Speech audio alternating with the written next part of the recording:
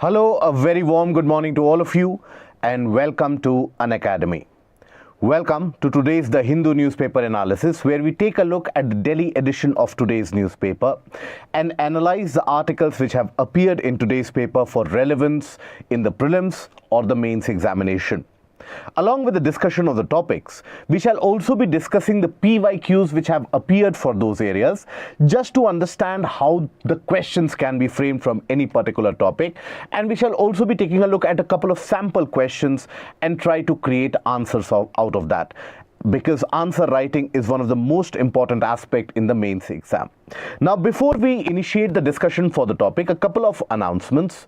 First of all, today, as you all are aware, the prelims examination is going to be conducted.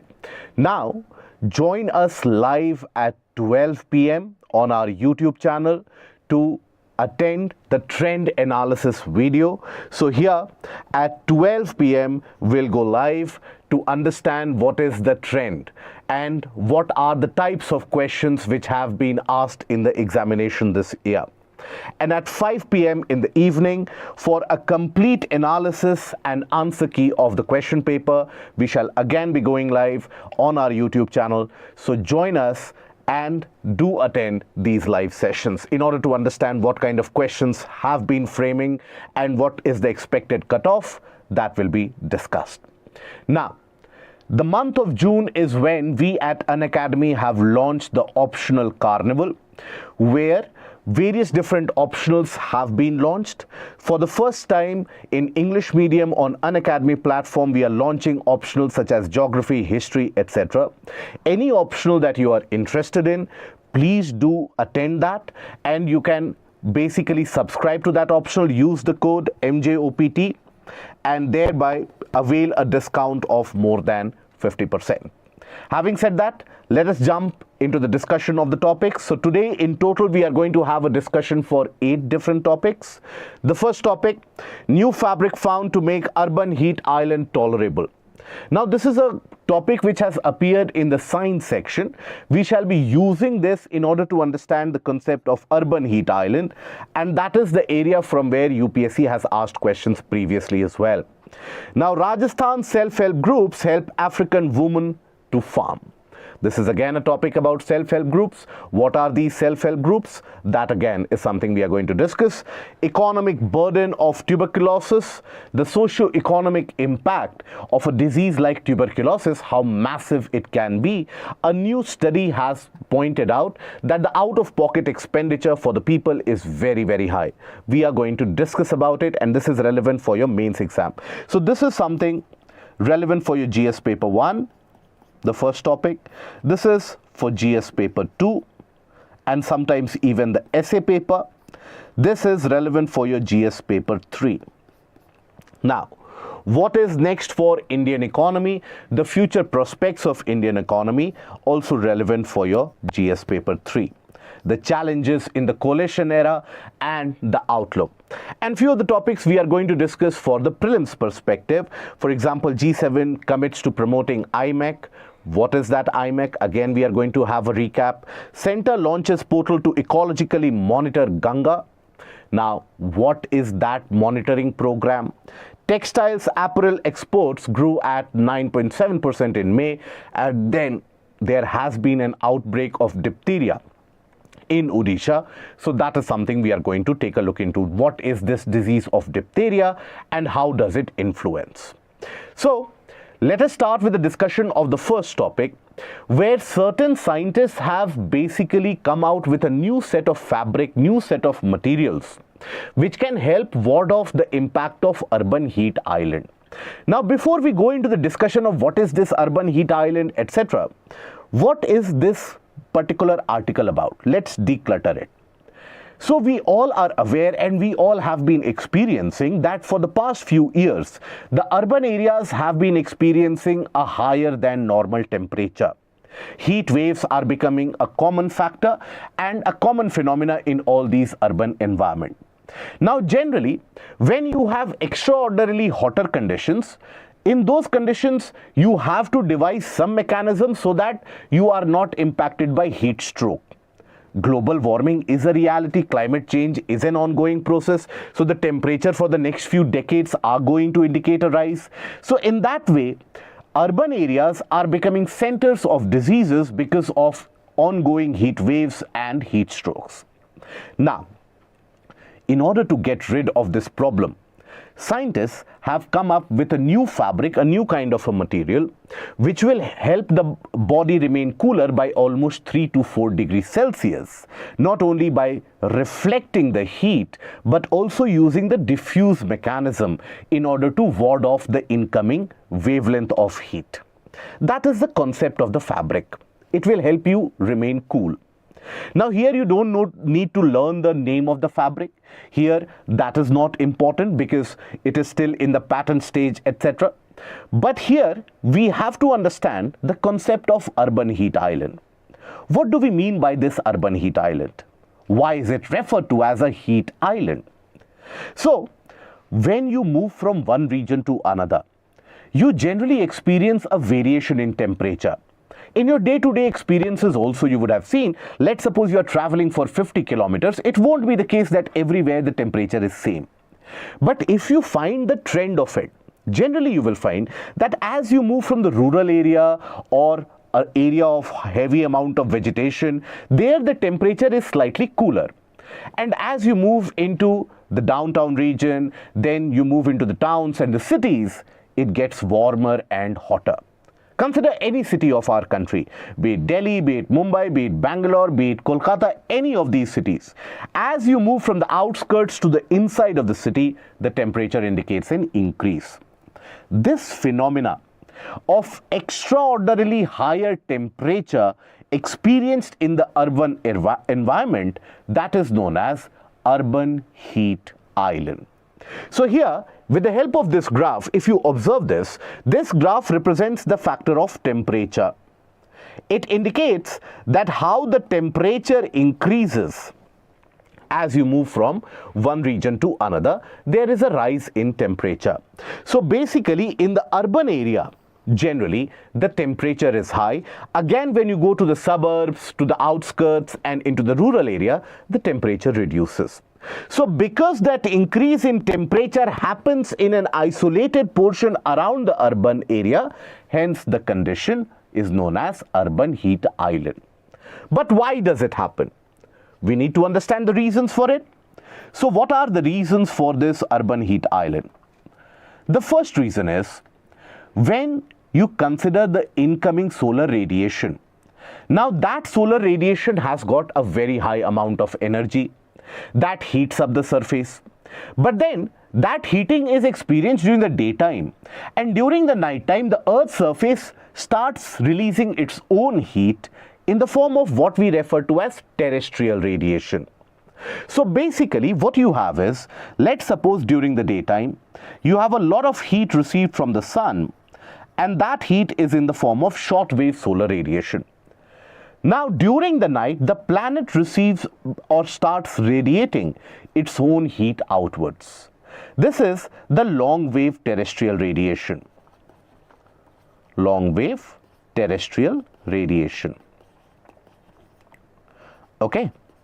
Now in this case, generally what happens under normal circumstances, that there is a balance between the incoming radiation and the outgoing radiation, which allows the planet to maintain its temperature, neither getting too hot nor getting too cold.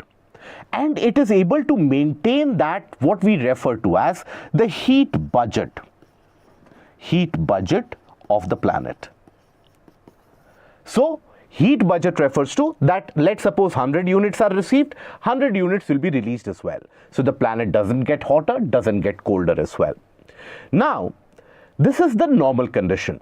But in urban environment and in urban scenarios, you have a lot of concrete structures, buildings, pavements, etc. Everything is in concrete.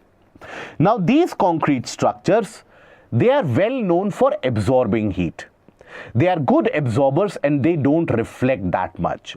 So when you have the heat coming in from the sun, let's suppose, now as that heat comes in, that heat is retained.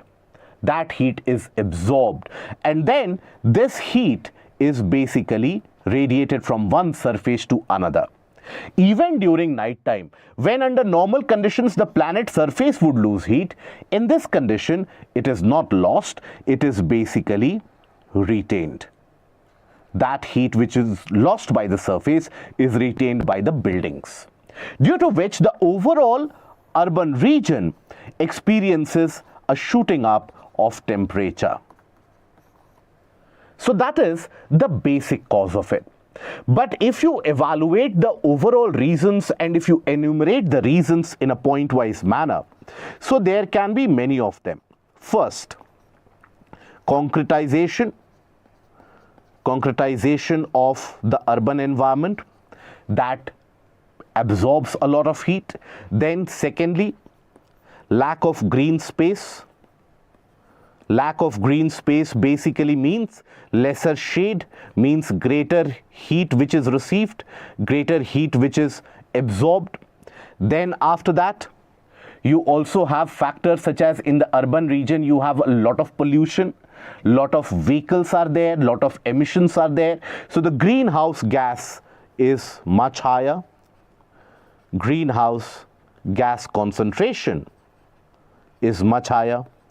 So when the greenhouse gas concentration is higher, that means what? Heat is retained for a greater proportion, isn't it?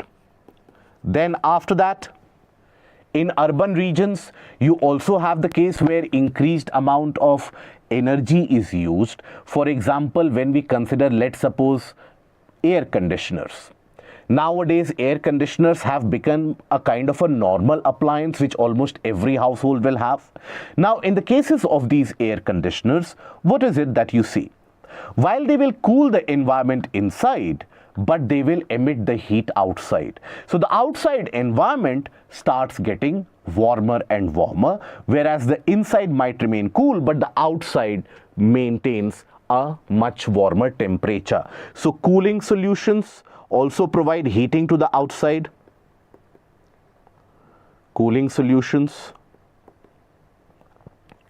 emit heat outside, right? Then there is another important factor. In the urban area, you don't have open spaces available. Now, what is the relevance of open space when it comes to heating and cooling? So, let me write this point first and then I'll explain it. So, lack of open spaces. What do we mean by that?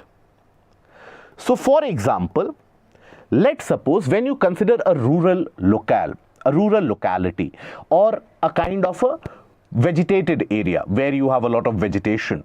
Now, let's suppose under normal conditions there is a lot of receiving of rainfall, or whatever amount of rainfall is received, that rainfall will be absorbed by the soil, absorbed by the plants, absorbed by the soil, it will be retained. Now, after the rainfall has passed over, after it has become dry again, all that absorbed water will be lost by the way of evaporation. Evaporation through the surface and transpiration through the trees. Together, what is referred to as evapotranspiration. Now, this process of evapotranspiration provides a cooling effect. From whichever surface, whenever evaporation happens, it provides a kind of a cooling. So that reduces the temperature, right? But in urban environment, what do you have? You will not find open spaces. You will find that all the water immediately is taken into the storm drains, the sewers, the manholes, and it is discarded in the sewage system. Right. So there is no that loss of evaporation or that existence of evaporation and transpiration which could provide cooling. That factor is missing in the urban area. That increases the heat after the rainfall. Immediately after the rains, you'll find it has become much hotter in many of the cases. Now, does that mean that we don't allow the raindrops to drain away? No. You cannot have flooding in the urban area, that is another disaster, but rather allow the existence of open parks, open green spaces that will allow for that loss Okay, that loss of water through evapotranspiration allow for cooling. So this is the factor of evapotranspiration. Now there is another important climatological factor, and that is what? In the urban region, generally the architecture is such that all the buildings are very, very closely packed to each other. It is like a crammed up space. Now, under that scenario, you don't have the passage of wind movement. Wind movement is something which is normally not allowed.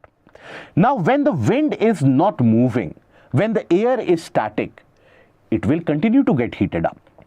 Rather than this, if you develop an architecture in such a way that the wind movement is actually encouraged between the buildings, you create that low pressure zone by the design so that the winds are moving. In that way, natural cooling will happen. Any area which gets extremely heated up, there will be winds coming there, and if you allow the wind movement, cooling will happen. So here, that is another point, that is lack of wind movement due to architecture, due to clustered buildings, right? So these are the various reasons why you experience the existence or the presence of urban heat island. But then, when you are experiencing urban heat island, what do you do as a solution? For every problem, you have to provide a solution. So what do you do that in that case? So the solution or the way forward, if you have to think about, way forward is going to be simple. First of all, you have to promote the existence and the presence of green buildings. What do we mean by green buildings? Now there is an increased misconception amongst a lot of candidates that green buildings mean when you have plant cover, when you have those greener terrace gardens, etc. No. Green buildings are those architectural designs where the natural and normal energy consumption is kept at a very low level, where you have natural flow of air which is allowed and the natural light is allowed, so that during the daytime you don't need the presence of tube lights, for example, or artificial lights that you don't use during the daytime. During the daytime or when it is windy condition, you don't have to go through the extreme cooling solutions of air conditioners. Natural wind will take care of it. Now this will reduce the amount of energy consumed, the amount of greenhouse gases emitted, and will provide much lower temperature and comfort to the people living in. Then afforestation and open spaces. Afforestation and open spaces. Okay? That will allow evapotranspiration, the trees will provide shade, natural cooling will automatically happen. Then you have to go for passive cooling solutions. Passive cooling solutions. What do we mean by passive cooling solutions? So basically, as the temperature is rising, there is an increased implementation or increased installation of air conditioners everywhere.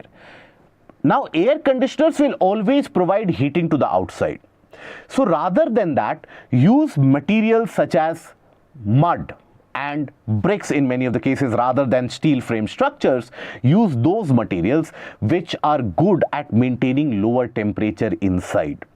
Now these will always reduce the emissions due to cooling. As a part of global cooling pledge, automatically the entire world is thinking about reducing the emissions caused by the cooling sector.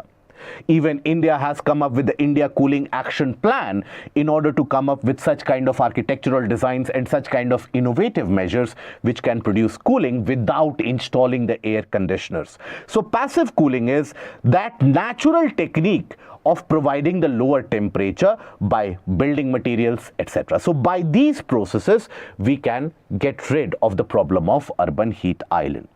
Now this is a particular portion of climatology which UPSC has asked twice in the form of previous year question in the mains examination. So one of the questions that you see, bring out the causes for the formation of heat islands in the urban habitat of the world. Now this was a question asked in 2013 and it was a 5-marker 100-word answer which was required. Now UPSC repeated this particular concept when it asked what is the phenomena of urban heat islands. So you see that this topic is being stressed upon. Why? Because across the world urbanization is increasing. Across the world the number of people going and moving into the urban areas is going to rise up in the next century. So across the world more people are experiencing heat strokes and heat waves in the urban region. So that is why in order to get rid of that issue, in order to understand that issue better, you have these questions being repeated. So how do you answer this? So here in the introduction, let's suppose this is a 10-mark question which is asked now. So if it is a 10-mark question, how do you write the answer?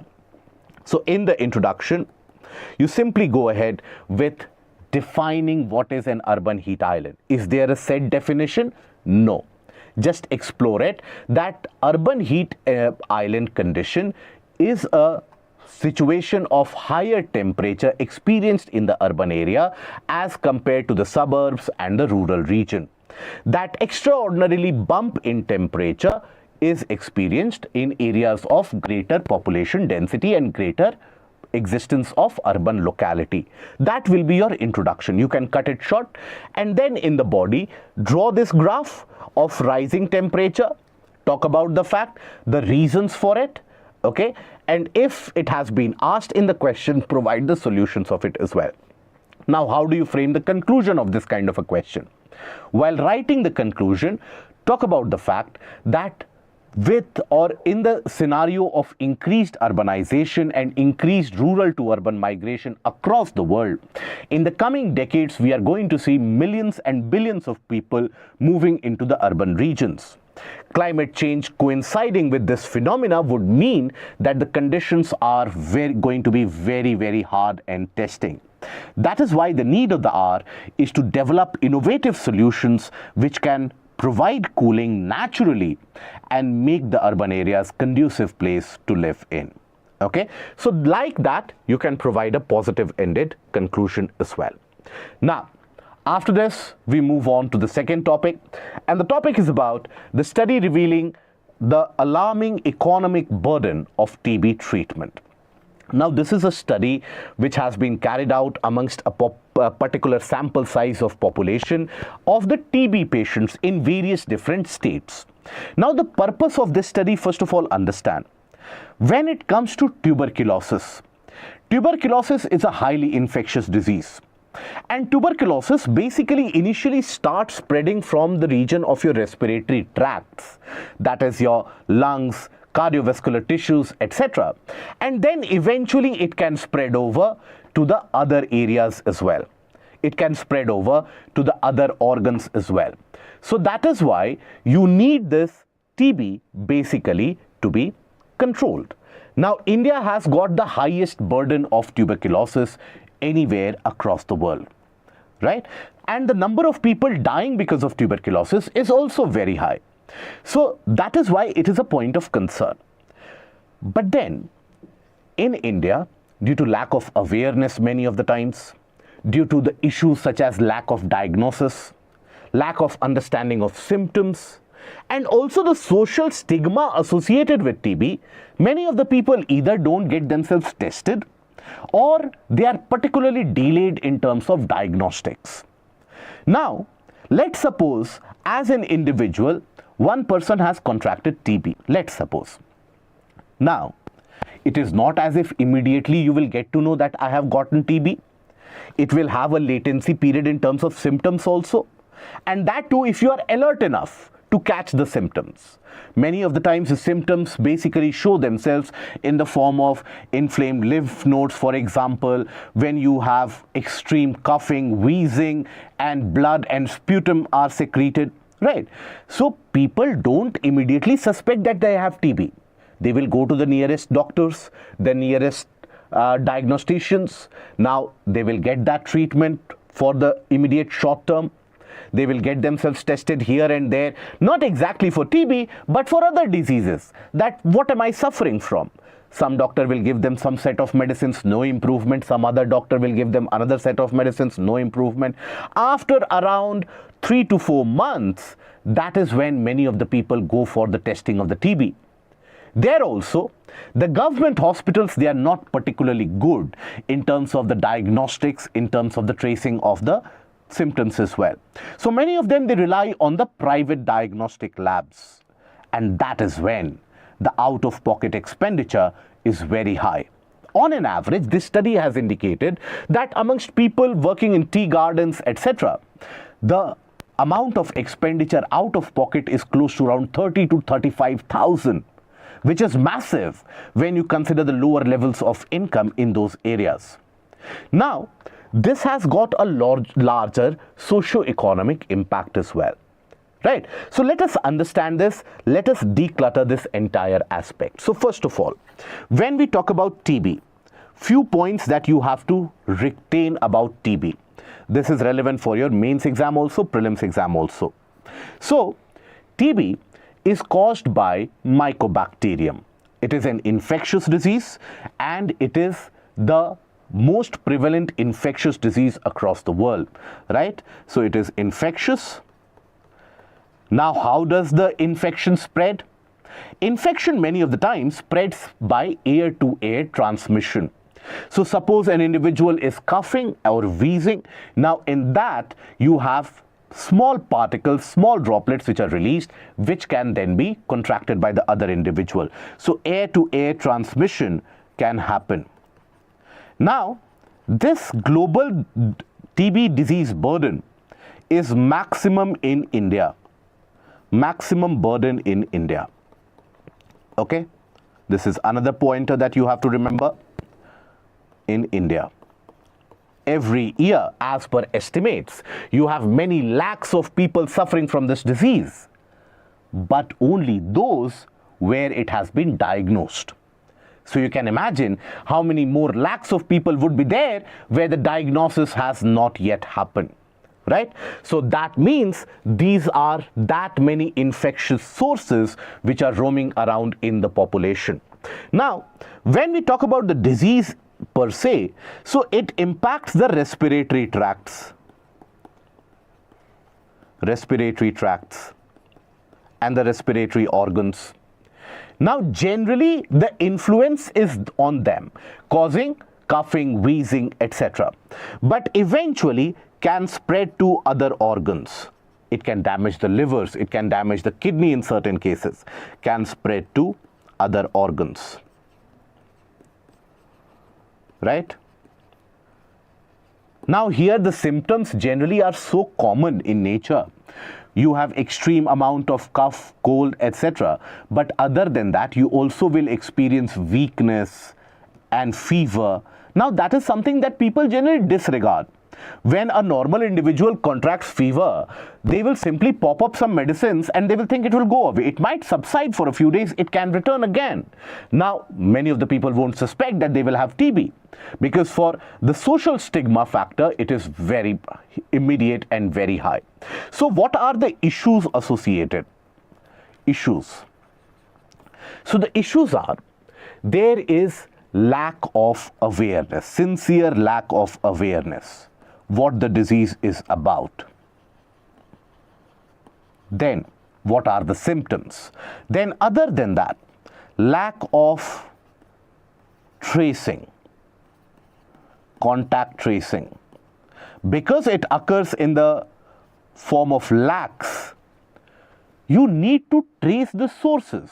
That, for example, from a particular region in a locality, you have, let's suppose, 100 infections. That means it is a kind of a hotspot, right? So immediately treatment should be given, contact tracing should be done. If you want to eliminate TB, if you want to live with TB, then status quo is also good. But the government has launched various programs. One of the ambitious program is to eliminate TB by 2025. That is by next year. Now that is simply unachievable, but at least if we are targeting even 2030, we should basically be doing this. Then, lack of proper diagnostics. of proper diagnostics, due to which people are forced to go to the private sector and spend a lot of money. Then after that, improper standard operating procedure, SOP, means what? If you are infected with a disease, then what do you do next, right? So that is again one of the reason. And then social stigma. Many of the times you will find that in the lower income bracket, people, when they suffer from TB, they don't make it public. Why? Because when they are suffering from TB, they have the immediate fear that if I make it public, I won't be allowed to go to work, I will lose my livelihood, I will lose my income, and that is a loss that they are not ready or not able to afford. So that is a kind of a silent spread as well.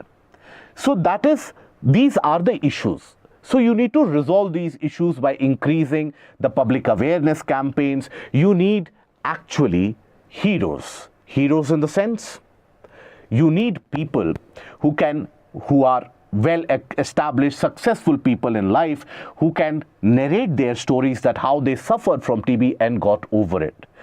Previously, you had the instance of the superstar Amitabh Bachchan basically revealing that he suffered from TB, but he got over it. When you have more such people coming out, more such people expressing their experience of the disease, that is when the common person catches on to it. We have seen that during the time of the COVID, we have seen that during the time of the polio, we have seen that in multiple different diseases, so that needs to be done. But then, here we are concentrating on another important issue, and that issue is out-of-pocket expenditure. What do we mean by this? Out-of-pocket expenditure, which means that let's suppose I am suffering from a disease. I have very low income levels and the government is supposed to take care of my health care. But then the government hospitals are not good, so I have to go for the private hospitals. There, the government coverage is not there. Let's suppose I have been diagnosed, I do go to the government hospitals, I pay the money, get the medicines, but then that money is not reimbursed later. So all these expenditures are happening out of my own pocket. Now, for a rich and affluent person, that is absolutely affordable, right? But for the middle and the lower class, oftentimes it can turn out to be very burdensome. The study has also indicated that when it comes to expenses such as travel, for example, let's suppose you are living in a rural area, you don't have any big hospital in that region, you go to somewhere else to get yourself tested. Now, that travel expenditure is also high. Who will cover those? So there, out-of-pocket expenditure is a major issue, particularly in developing and low-income countries. This has got wider socio-economic impact as well. How? So when you have out-of-pocket expenditure being very, very high, let's suppose, that means amount of money available for you for spending in, let's suppose, buying clothes, buying food, buying other amenities, that reduces, right? So disposable income reduces, isn't it? When the disposable income reduces, your overall ability to buy anything, your savings rate will also reduce, but your overall ability to buy anything, that will go out of the window. So as a result of that, the demand in the economy can experience a reduction. When the demand in the economy experiences or witnesses a reduction, that would mean a reduction in supply will also follow eventually. Supply will reduce. Wherever supply reduces in whichever industry, that can lead to job losses. Job loss.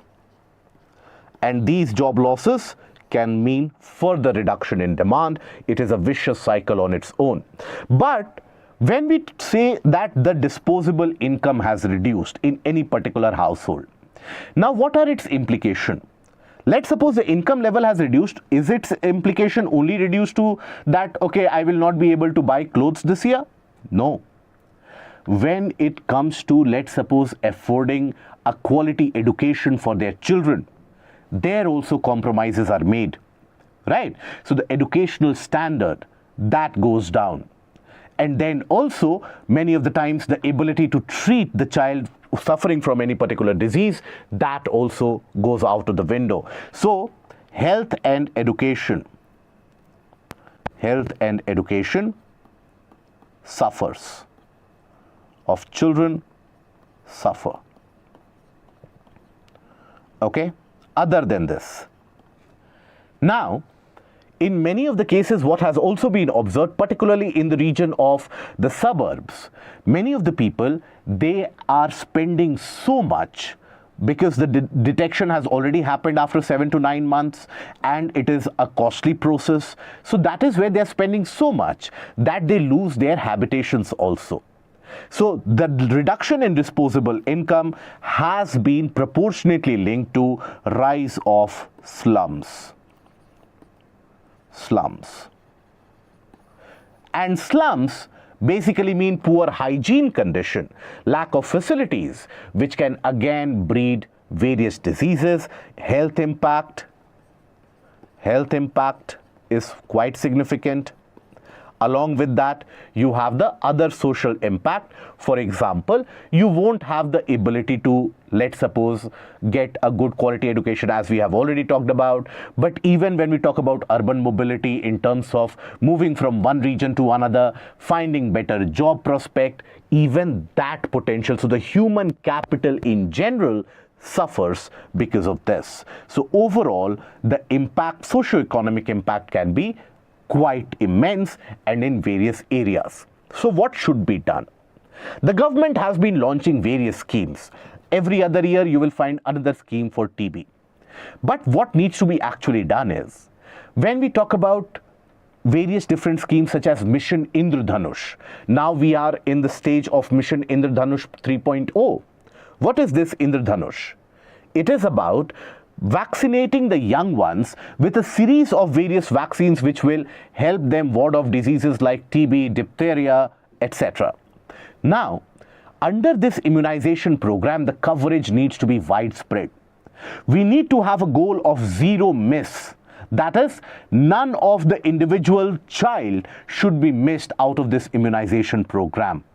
So you vaccinate each and every child on a mission mode. That is one.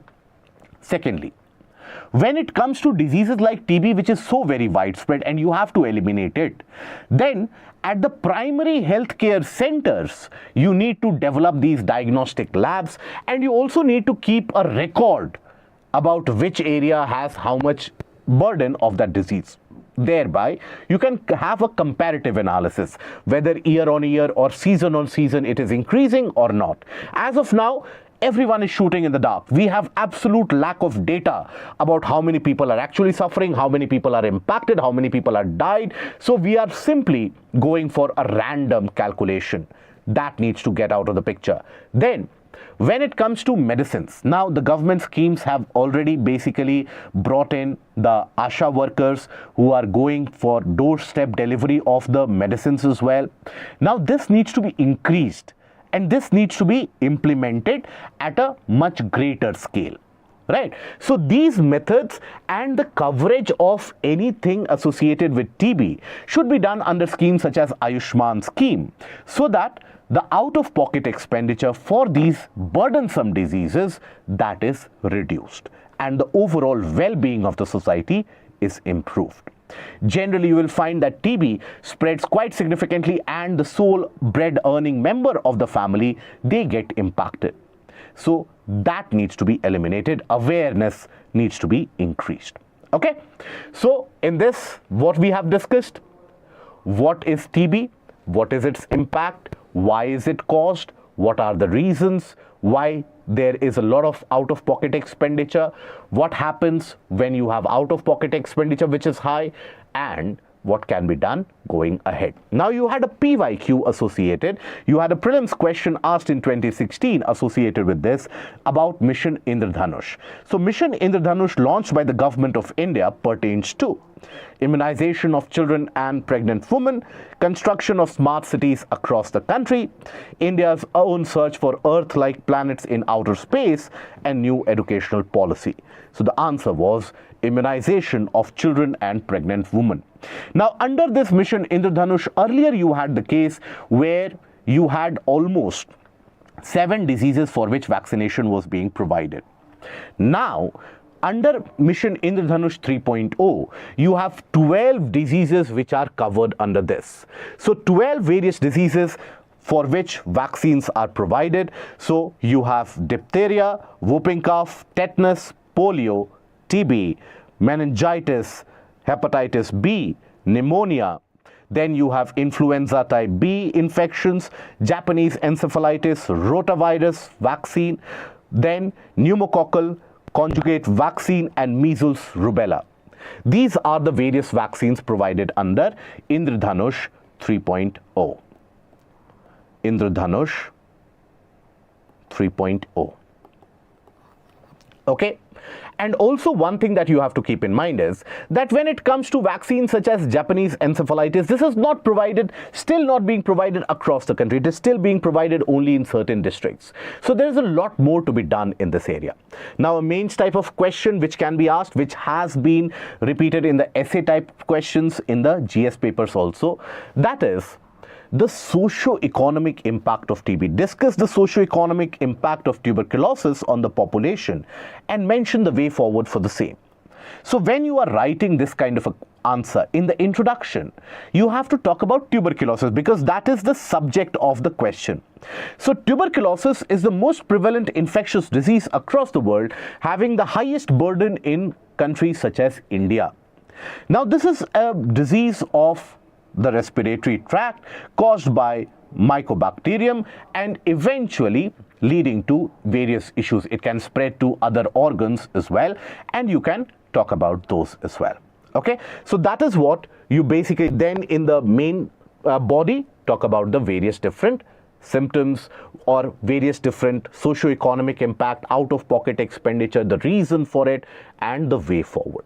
Okay, now coming to the next article. What is next for the Indian economy? Now, this article is an overarching piece which is written for analyzing the prospects of the Indian economy given that coalition era government is back in power.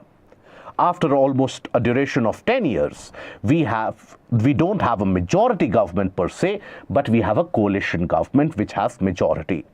So here, the outlook for the Indian economy, if you trace it up till about the progress made up till now. So, the fourth quarter or the last financial year indicated a significant amount of increase. So, the GDP growth rate, when it comes to it, GDP growth rate, that has been high. Now, that has been largely driven by the public expenditure, right? And here public expenditure, I don't mean that public are spending. Here I mean that this GDP growth or the growth of the Indian economy is largely driven by the government spending. When it comes to infrastructure sectors such as infrastructure, these are the sectors which are very significant in terms of pushing the economy forward. But when it comes to private consumption, which is also a key tracker of the private investments which are made. For example, let's suppose you and I, we all start buying, we are talking about air conditioners, let's suppose we start buying air conditioners. We have installed 5 air conditioners each, right? That can only happen when we are economically well enough, when we have enough amount of disposable income. Now, if I have started installing air conditioners in all my rooms, then companies which manufacture air conditioners, they will increase their manufacturing capacity. That will increase the economy as well. That will improve the growth rate as well, provide jobs to much more. So this is the involvement or the importance of private consumption. Now, in our country, in our economy for the past few years, the private consumption has been lower. Government spending is the one driving the growth. Now, as the private consumption is lower, as a result of that, you have weakening of manufacturing sector from time to time. So, weakening of manufacturing. Okay. Now, despite all of this, there has been a significant amount of positivity when it comes to the economic growth. For the past year, we have indicated a growth rate close to around 7 to 8%. Various data pointers indicate different aspects, but then largely we are in that ballpark. Whether it is 7.4, 7.6, we are in that ballpark. This is also something which has been accompanied by a stupendous rise in the GST, the amount of GST which has been collected. So the tax revenue has indicated a massive increase, which has been like a shot in the arm for the government to be able to reduce its deficit. Any government, for it to function ably well, they need to have lower deficit. For that, they need to have lower expenditure and higher amount of income that is required by the governments, right? So the GST collections have been very high, which is positive for the government. But then, for the past couple of months, the GST growth has slightly declined, even though the last year the amount of GST growth, the GST collected, was historic. But for the past couple of months, the GST growth rate has declined a bit. That is accrued due to heat wave conditions and the reduced consumption due to these heat waves. But then, it is expected again that as the later part of the year catches up, that GST accumulated will also increase. It is estimated in this article that going ahead into this particular year, when the coalition government finally starts taking its decisions and actions, that is when everybody is looking at it, that what actions can be taken, how that growth can be bolstered. Now here there is another issue, another conundrum or another important decision to make. For example, when we talk about inflation, inflation has been a major issue. Inflation has been an issue which has also been highlighted during the polling season. Now, inflation for the last year on an average was around 5.4%. This year, it is expected to reduce ever so slightly to around 4.5%. So when inflation cools down, it provides legroom for the Monetary Policy Committee, for the RBI to reduce their rates, and that can bolster the amount of investment. So this is a positive sign that inflation is going to reduce. There is another positive sign. After the year of El Nino, this year we are expecting a condition of La Nina. Condition of La Nina means higher than average rains. Higher than average rains. Higher than average rains mean greater farm productivity, greater farm output. And higher farm output would basically mean greater rural demand. Rural demand is very important because still we have almost 60% of our population living in rural areas, 60 to 65%, and almost 40% of the population is employed, 40 to 45% is employed in the agricultural sector. So if their income level reduces, that means the economy suffers. This is one of the key factors holding back the economy for the past year. And that is the low level of income in the farm sector, the low level of productivity in the farm sector. So La Nina basically brings a good news of greater rural demand, which can bolster growth again. So this is again positive. Now the government had initiated various different programs, for example, production linked incentive scheme or the PLI scheme, etc. Now that is supposed to help the various different communities, various different manufacturing hubs, the small sector industries, etc. Now this needs to be picked up. Sector specific attention needs to be given. It needs to be analyzed, what is working, what is not, and accordingly tailor-made solutions need to be found. Now this article also talks about the fact that there are various different global push and pulls. For example, when we talk about the war in Ukraine, war in the region of Middle East, the global tensions, that impacts the trade. So India, which now has got a trade volume of hundreds of billions of dollars, that can have a real impact on the economic growth as well.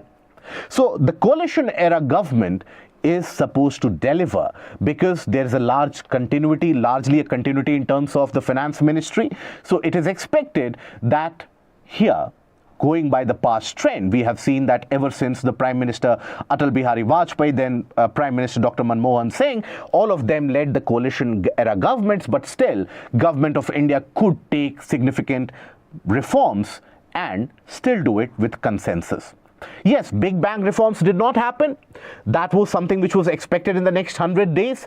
But then those big bang reforms, even if they take a backseat, for example, labor reforms, even if they take a backseat, agricultural reforms, let's say they take a backseat, the other reforms such as the ease of living, which the finance ministry has also talked about, that is something which is expected to be highlighted and given more importance in this year's budget. Ease of living. What is ease of living? Your housing, your food items, clothing, everything should be available at an affordable rate.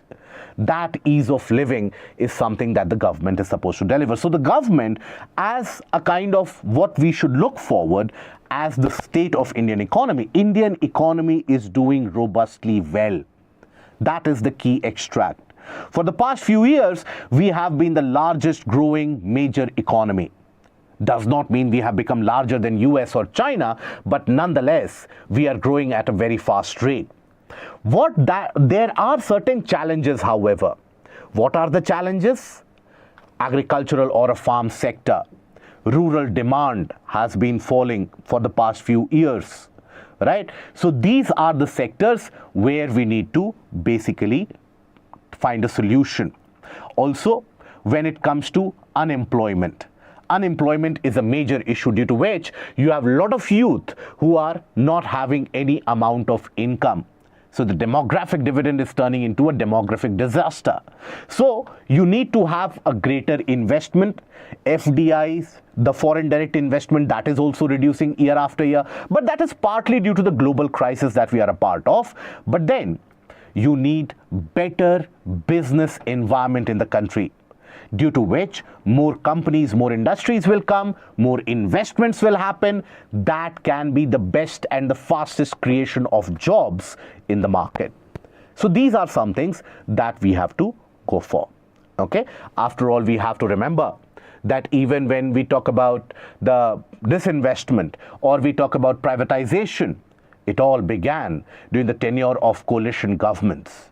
So the disinvestment targets which are being missed by the government, we hope that now under the coalition government, that is what the article says, that it will be picked up and the rate of privatization, the rate of disinvestment should be picked up, and that will earn significant amount of revenue for the government as well. Okay? Now, after this, moving to the next article. The next article is about Rajasthan self-help groups help African women to farm and flourish. Now, what do we mean by self-help groups? That is important to be understood. Self-help groups. This is a kind of an informal grouping of men, women.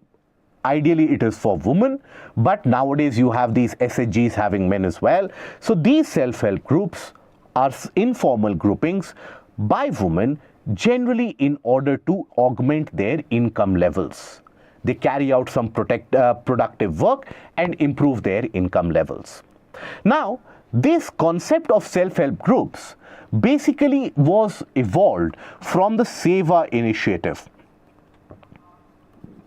of 1972.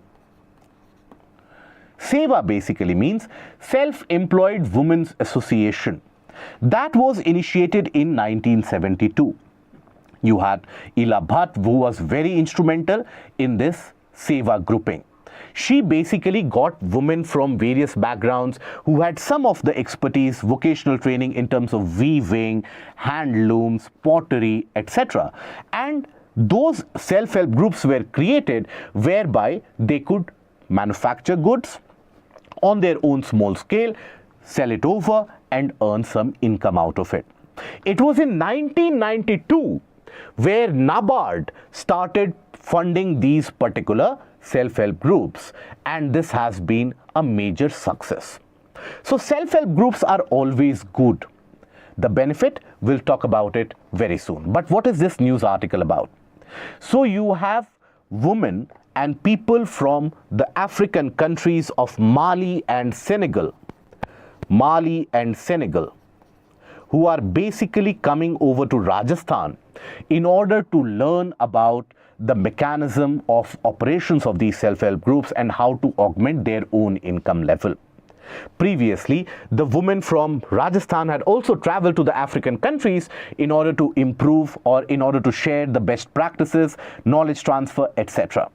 So this is what the article is about, right? But when we talk about these SHGs, they are very, very beneficial. So what is the importance of these SHGs? We will talk about it.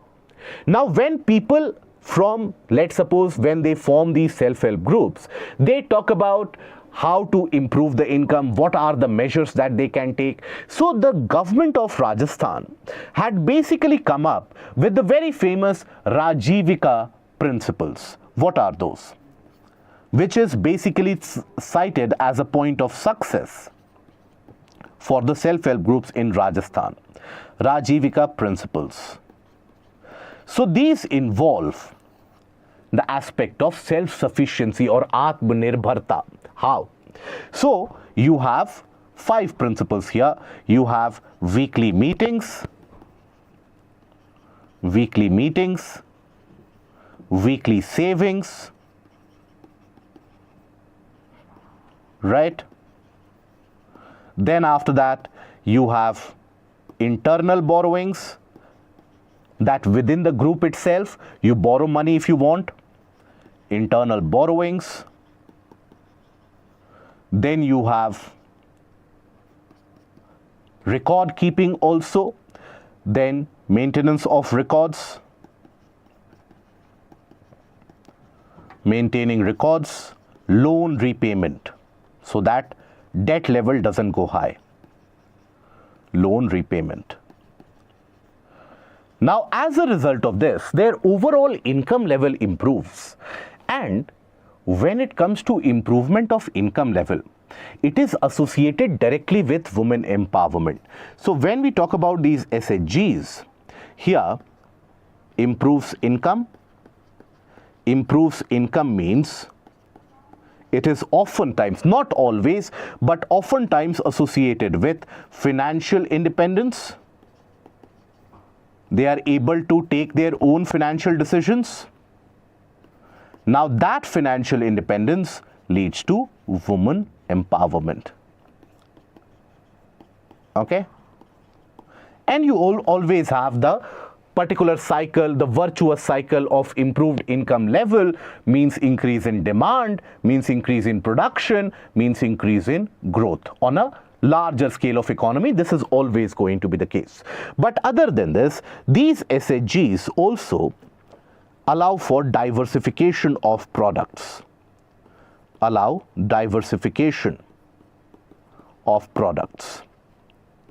Many of the times, many of the handlooms, the potteries, arts and artifacts which could ideally be lost in the era of globalization, that is retained and that is promoted as well. Then eco-friendly methods are used. Eco-friendly methods of production.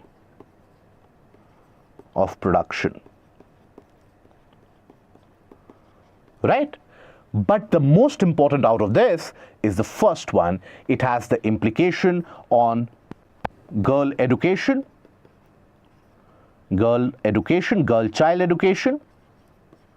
It has the implication on women's health, women's health, and also well-being of family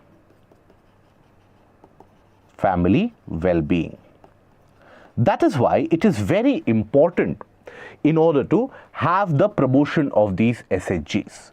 Now, these SHGs can provide a solution for the rural households in the country, and also can be one of the ideas exported from India for the benefit of the world. Okay, so here the question that can be framed: discuss the role played by self-help groups in order to achieve women empowerment. Here what you can do is, in the introduction, again mention what do we mean by these self-help groups, what is the meaning of it. So it is an informal grouping of people, generally in order to augment their income levels, to carry out certain vocational activities like pottery, weaving, handloom, artisans, artifacts, etc. That is your introduction. Now, these self-help groups, they are formed in various different areas, in various different regions. You can give the example of this. You can quote the Rajivika principles there for the self-sustenance of the self-help group. You can talk about the Kudumbashri in Kerala. That is also a very important movement whereby you have millions of women who have been benefited. Their income level has improved, their educational level has improved. Talk about the importance of having the income level to gaining the financial independence, to be able to take their own financial decisions, well-being, education of the girl child, and overall human capital will be better utilized. Okay, now coming to certain topics relevant for your prelims. So at Outreach Summit, G7 commits to promoting IMEC. Now the G7 meeting is going on and India has been invited there. Now, in that G7 meeting, various different initiatives have been decided that it will be focused upon. Amongst those initiatives, you also have the IMEC, that is India Middle East Corridor, which was devised at the time of the G20 presidentship of India. That is also to be promoted, but then we will come to that. But Italy has also started pushing forward the very famous Mattei Plan for Africa. Mattei Plan for Africa. Now, what is this Mattei Plan?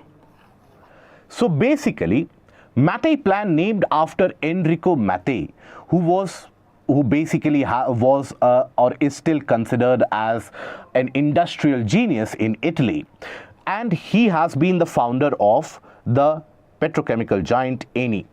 So Enrico Mattei was famous for the fact that he would provide greater amount of cut to the oil exporting nations, the oil transporting nations, and that is how it would help the developing economies as well, quite significantly.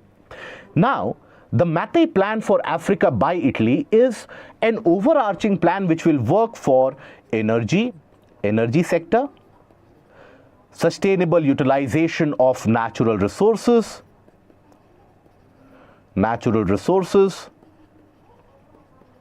okay. Then other than that, it will also talk about the development of education, healthcare, and other social issues in Africa. This is the aspect of the Mattei. But if you extract the crux out of it, Italy wants to be the central distribution point for energy, oil, other forms of energy extracted from North Africa and other regions of Africa, and then being a transportation point in the entirety of Europe. Understand, this is almost a similar mechanism which Germany had thought about few years back, that we will be the distribution hub for energy coming from Russia and we will transport it to the other regions of Europe.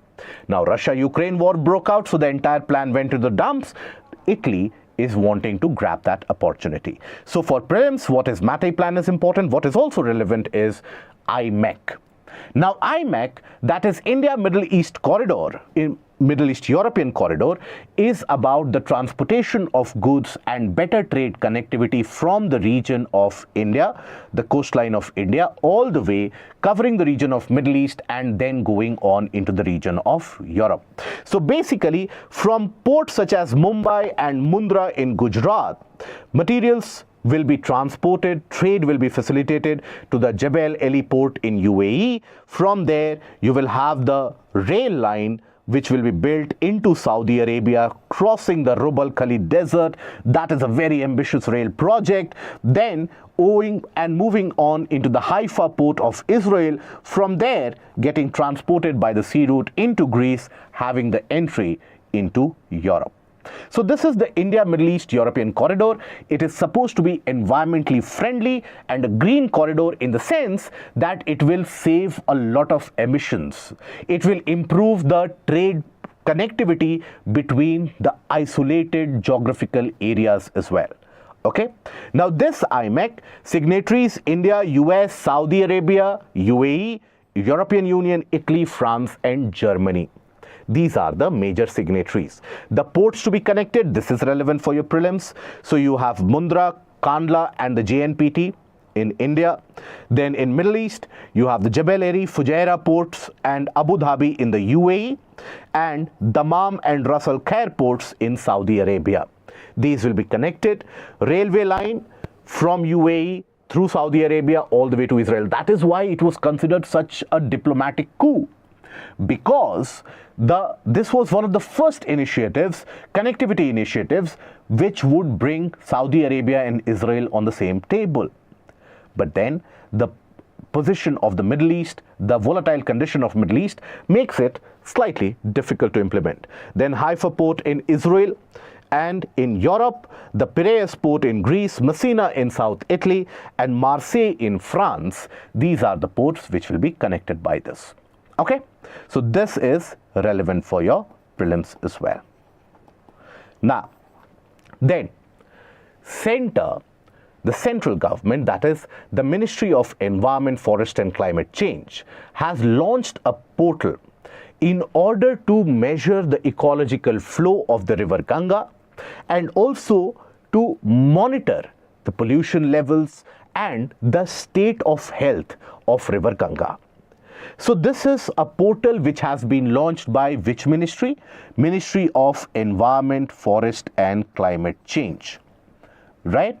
Now this is to monitor ecological flow, or what is also known as e-flow. E-flow. Okay. Now e-flow basically means that when you consider, let's suppose, a river which is normally having a certain amount of water moving through its channel. Let's suppose you have constructed some infrastructure, dams, barrages, etc. The flow only reduces, due to which the aquatic species are also going to get impacted. So ensuring that the ecological conditions on the sides of the rivers are also maintained, you have enough green cover, etc. You don't have excess sedimentation, so that the flow of the river is maintained. That is ecological flow. As per Namami Gange program and the Namami Gange mission as well, ecological flow has been given a lot of importance. Now, there will be the e-flow monitoring system, which will monitor the condition of not only river Ganga but also river Yamuna. So the entire river basin of Ganga, Namami Gange program will also be monitored. So what will be done by this portal? So health of river Ganga and its tributaries, then Yamuna and its tributaries, right? Yamuna and its tributaries. Then other than that, you will also have monitoring of Namami Gange,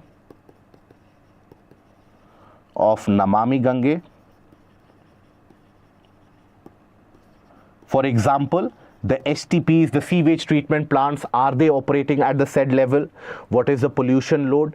These are the things which the portal will monitor, and it will allow for easy implementation of any of the government programs as well. Then the next, diphtheria outbreak in Odisha village.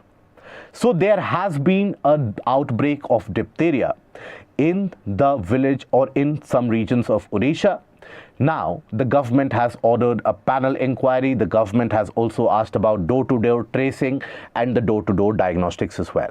What is relevant is not that which district experienced the diphtheria outbreak. What is relevant is, what is this diphtheria? So diphtheria is a disease caused by the bacterium, that is Corynebacterium diphtheriae. It impacts the upper respiratory tract and sometimes the skin as well.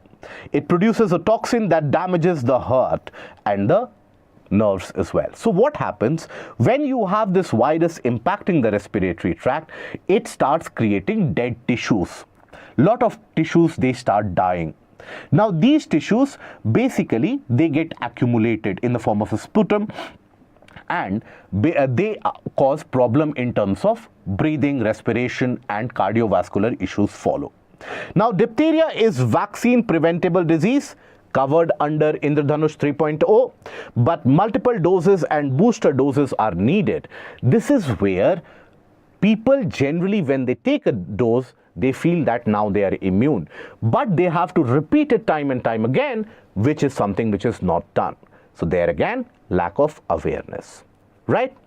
Now, textiles, apparel exports grew 9.7% in May.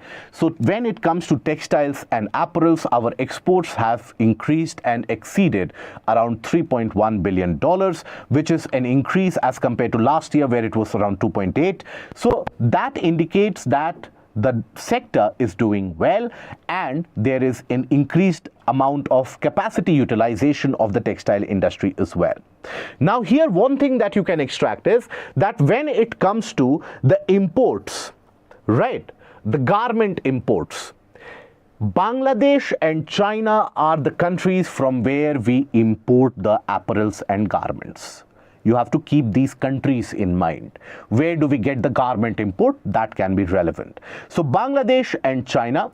But in Bangladesh also there have been certain labor issues in the recent times and there has been an increased cost of production, due to which our imports have slightly shrunk, creating a perfect scenario or a better scenario for the deficit condition as well. Going ahead into the future, this is a bright spot, and this is textile industry, understand, is a labor intensive industry, has the potential to provide many jobs. Okay, so that is something as a green shoot for the Indian economy, right? That brings us to the end of the discussion for the day. Now, I hope you have liked the content, you have liked the topics that we have held for discussion. Please do try to write the answers on your own, get it evaluated, improve your answer writing skills as well. If you have liked the content of the video, please don't forget to click on the like, share, and the subscribe button. Join us live at 12 p.m. to analyze and understand the trends of the prelims paper, and at 5 p.m. to go for the answer key and the expected cutoff. Till we meet again, take care of yourself. Goodbye. Thank you.